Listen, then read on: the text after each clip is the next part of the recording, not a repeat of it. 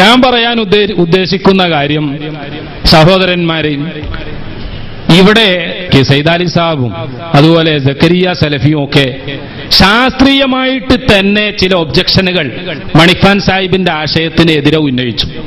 ശാസ്ത്രത്തിന് തെളിയിക്കാൻ പറ്റില്ല. ഇനി വിസിബിൾ മൂണാണെങ്കിലും ക്രസന്റ് ആണെങ്കിലും എന്താണെങ്കിലും ഒരു ILDL international lunar date line ഇത് വെച്ചാൽ പോലും ലോക മുസ്ലിങ്ങൾ ഒന്നായിട്ട് ഒരു ദിവസം പെരുന്നാൾ ആഘോഷിക്കുക, ഒരേ ദിവസം നോമ്പനുഷ്ഠിക്കുക, ഇത് സാധ്യമല്ല എന്നത് മണിഖാൻ സാഹിബ് പറഞ്ഞതിലേറെ ഞങ്ങൾക്കൊക്കെ മനസ്സിലാകുന്ന രൂപത്തിലാണ് സയ്യിദ് അലി സാഹിബും അതുപോലെ തന്നെ സക്കരിയ സലഫി ഇവിടെ പറഞ്ഞത്. ഞാൻ അതിന്റെ ചില നോട്ട്സ് കൊണ്ടുവന്നിരുന്നു. അവർ ആ കാര്യം ഭംഗിയായി നിർവഹിച്ചതിനാൽ ഞാൻ അത് ഇനി ഇടപെടുന്നില്ല. പിന്നെ ചക്രവാളം ഒന്നേ ഉള്ളൂ എന്ന് എന്റെ തൊട്ടടുത്തിരിക്കുന്ന വിനീത സുഹൃത്ത് പറഞ്ഞതിൽ നിന്ന് എനിക്ക് മനസ്സിലായത്, അദ്ദേഹം IDL എന്ന് മനസ്സിലാക്കിയത് PT ഉഷയൊക്കെ ഓടുന്ന റൂട്ടിൽ മൈതാനിയിൽ വരക്കുന്നത് പോലത്തെ ഒരു വരയാണ്. അതുപോലെ ചക്രവാളം ഒന്നുണ്ട് എന്ന് മനസ്സിലാക്കിയത് കൊണ്ടാണ്. ചക്രവാളം ഒരുപാടുണ്ട്. കാരണം ചക്രവാളം എന്നതൊന്ന് ഇല്ലേ ഇല്ല. അത് ഒരു മനുഷ്യൻ ഭൂമിയുടെ സർഫസിൽ എവിടെയാണോ നിലകൊള്ളുന്നത് അവന്റെ തലയും അവന്റെ പാദബിന്ദുവും അവന്റെ ശിരോബിന്ദുവും ഒരു വൃത്തത്തിന്റെ കേന്ദ്രമായി വലിയ വൃത്തം വരച്ചാൽ മൊത്തം പ്രപഞ്ചത്തെ രണ്ടായി പകുക്കുന്ന വൃത്തത്തിനാണ് ദായിറ അല്ലെങ്കിൽ അറബി ഭാഷയിൽ ഉഫുക്ക് എന്ന് പറയുന്നു. ഇത് ഉഫുക്കിനെ സംബന്ധിച്ച് അറിയാത്തത് കൊണ്ടാണ് ഒന്നിലധികമുണ്ടോ ഇല്ലേ എന്നുള്ള സംശയം വരും. ഏതായാലും പിന്നെ അദ്ദേഹം മറ്റൊരു തെളിവ് പറഞ്ഞു. ലക്ഷദ്വീപിൽ ഡൽഹിയെ അടിസ്ഥാനപ്പെടുത്തിയാണ്. എന്റെ സുഹൃത്ത് എന്റെ അടുത്ത് പഠിച്ച ആളുമാണ്, അഗത്തിക്കാരൻ സഖാഫി. അദ്ദേഹം പറയുന്നു മിനിക്കോയിൽ മാത്രമാണ് ഡൽഹിയെ അടിസ്ഥാനമാക്കി പെരുന്നാളും നോമ്പും അനുഷ്ഠിക്കുന്നത്, ബാക്കിയുള്ള ദ്വീപുകളിലൊന്നും അങ്ങനെയല്ല. ഏറ്റവും ചുരുങ്ങിയത് അദ്ദേഹത്തിന്റെ ദ്വീപിൽ അങ്ങനെ അല്ല എന്ന് പറയുകയും. ഇവിടെ ഞാൻ ഒരൊറ്റ കാര്യം ഇനി ഊന്നി പറയാൻ ആഗ്രഹിക്കുകയാണ്. പ്രിയപ്പെട്ട സഹോദരന്മാരെ, ശാസ്ത്രീയമായി തന്നെ നോമ്പ് പെരുന്നാൾ ലോകത്ത് ഒന്നായിട്ട് ഒരു ദിവസം ആക്കാൻ സാധ്യമല്ല എന്നത് ഖണ്ഡിതമായി പറയാൻ പറ്റുന്ന കാര്യമാണെങ്കിൽ മേലിൽ നിങ്ങൾ ഇനി അതിനു വേണ്ടി ശ്രമിക്കാതിരിക്കുക.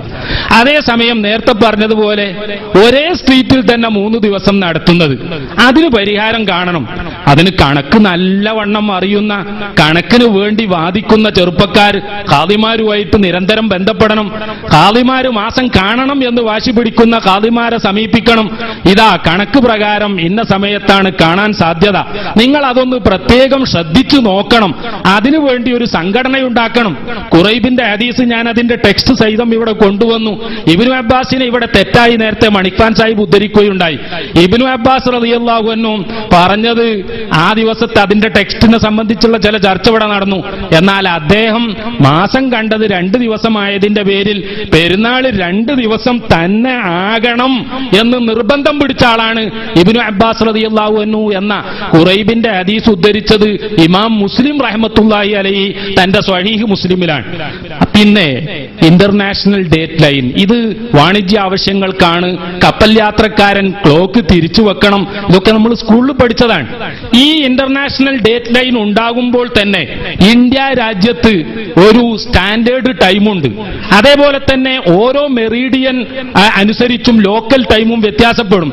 ഒരു സമയത്ത് ഇന്ത്യയിലെ ഏറ്റവും പടിഞ്ഞാറേ അറ്റത്തുള്ള ഗുജറാത്തിലെ ദ്വാരകയും അതുപോലെ തന്നെ ആസാമിലെ ഡിബുസ്ഗറും തമ്മിലുള്ള സമയവ്യത്യാസം ശരിയായ മെറീഡിയൻ അടിസ്ഥാനത്തിൽ പരിശോധിക്കുകയാണെങ്കിൽ 2 മണിക്കൂറിലധികം ഇന്ത്യയുടെ കിഴക്കും പടിഞ്ഞാറും വ്യത്യാസമുണ്ട്. ജുമയുടെ സമയം എനിക്ക് തോന്നുന്നില്ല ഇവിടെ ഏതെങ്കിലും പ്രസ്ഥാനത്തെ പ്രതിനിധീകരിക്കുന്ന ആളുകൾക്ക് അഭിപ്രായ വ്യത്യാസം ഉണ്ടാകുമെന്ന്. ളുഹ്റിന്റെ സമയത്ത് തന്നെയാകണം. ളുഹ്റിന്റെ മുമ്പ് ബാങ്ക് കൊടുക്കാൻ പറ്റുമോ ഇല്ലേ എന്നൊരു അഭിപ്രായ വ്യത്യാസമുണ്ട്. ജുമ നിസ്കാരം എന്തായാലും ളുഹ്റിന്റെ സമയമായിട്ടേ പറ്റൂ, അസറിന്റെ ശേഷം പറ്റുകയുമില്ല. നോക്കൂ നിങ്ങൾ, ഇസ്ലാമിന് ഇത്രമാത്രം വലിയ ഐക്യത്തിന്റെ താല്പര്യമുണ്ടോ? ഇസ്ലാമിന് ഐക്യത്തിന്റെ താല്പര്യമുള്ള പല വിഷയങ്ങളുണ്ട്. അതേസമയം എല്ലാ കാര്യങ്ങളിലും ഈ ഐക്യം വേണം എന്ന് ഇസ്ലാം പറയുന്നില്ല. ഹജ്ജിനു വേണ്ടി ലോകത്തുള്ള എല്ലാവരെയും അവിടെ കൊണ്ടുവന്ന് പരമാവധി ഏറ്റവും വലിയൊരു ഐക്യ സമ്മേളനം അവിടെ നടത്തുന്നുണ്ട്. അതേസമയം നോമ്പ്, ഇത് നിസ്കാരം തുടങ്ങിയ കാര്യങ്ങൾ വ്യത്യാസമാണ്. 2.5 മണിക്കൂറുള്ള സൗദി അറേബ്യയിൽ നമ്മൾ ജുമ കഴിഞ്ഞ് നമ്മുടെ നാട്ടിൽ അസർ ആയതിനു ശേഷമാണ് അവിടെ ജുമ നിസ്കരിക്കുന്നത്. നമ്മുടെ വ്യൂ പോയിന്റിൽ നിന്ന് സംസാരിക്കുകയാണെങ്കിൽ ഇവിടുത്തെ ഈ മാനദണ്ഡം മാനദണ്ഡം അവിടെ പാലിക്കണം എന്ന് പറയുകയാണെങ്കിൽ ആ നിസ്കാരം തന്നെ ശരിയല്ല എന്ന് നമ്മൾ പറയേണ്ടി വരും. കാരണം നമ്മുടെ ജുമുഅ കഴിഞ്ഞ് 2.5 മണിക്കൂർ കഴിഞ്ഞിട്ടാണ്, ലണ്ടനിലാണെങ്കിൽ 5.5 മണിക്കൂർ കഴിഞ്ഞിട്ടാണ്, സാക്ഷാൽ അമേരിക്കയിലെ സാൻ ഫ്രാൻസിസ്കോയിൽ ഇപ്പോൾ സമയം രാവിലെ 3 മണിയാണ് എന്ന് പറഞ്ഞാൽ നമ്മൾ ജുമുഅ നിസ്കാരവും എല്ലാം കഴിഞ്ഞ് എന്നിട്ടേ അവർക്ക് നേരം പുലരുക തന്നെയുള്ളൂ. അതുകൊണ്ട് ഞാനിവിടെ അവസാനിപ്പിക്കുകയാണ്. ഒരൊറ്റ തെറ്റിദ്ധാരണക്ക് കൂടി മറുപടി പറയാൻ ആഗ്രഹിക്കുകയാണ്. ഇമാം ഷാഫിയെ പറ്റിയും മണിക്വാൻ സാഹിബ് വല്ലാതെ തെറ്റിദ്ധരിച്ചു. ഇമാം ഷാഫി ഒരിക്കലും അത്തരം ഒരു ഡേറ്റ് ലൈനിന്റെ വിഷയം തന്നെ പറഞ്ഞിട്ടില്ല. അദ്ദേഹം പറഞ്ഞത് ഒരു നഗരത്തിൽ ഒന്നിലധികം ജുമുഅ ആവശ്യമില്ലാതെ നടത്തരുത് എന്നാണ്. ആവശ്യത്തിന് അദ്ദേഹം വിശദീകരണം നൽകി. ഒരുപക്ഷെ ഒരേ ടൗണിന്റെ നടുവിലൂടെ പുഴ ഒഴുകുന്നുണ്ട്, ബാഗ്ദാദ് അതിനുള്ള തെളിവാണ്. യൂഫ്രട്ടീസും ടൈഗ്രീസും അവിടെയാണ്. അപ്പുറത്തും ഇപ്പുറത്തും അങ്ങോട്ട് കടക്കാൻ ജനങ്ങൾക്ക് പ്രയാസവും വന്നാൽ അവിടെ ആവശ്യമുണ്ട് ജുമുഅ ഒന്നിലധികം ആകാം. പിൽക്കാലത്ത് വന്ന പണ്ഡിതന്മാർ അതിന് വിശദീകരണം നൽകി. പുഴയുണ്ടാകണം എന്ന് മാത്രമല്ല ആവശ്യം, ജനങ്ങൾക്കിടയിൽ മറ്റെന്തെങ്കിലും അഭിപ്രായ വ്യത്യാസമുണ്ടായി ഒരു സ്ഥലത്ത് അവർ ഒരുമിച്ച് കൂടിയാൽ സംഘർഷമുണ്ടാകും എന്ന ഭയമുണ്ടായാൽ പോലും അവിടെ തഅദ്ദുദുൽ ജുമുഅ ജായിസാണ്.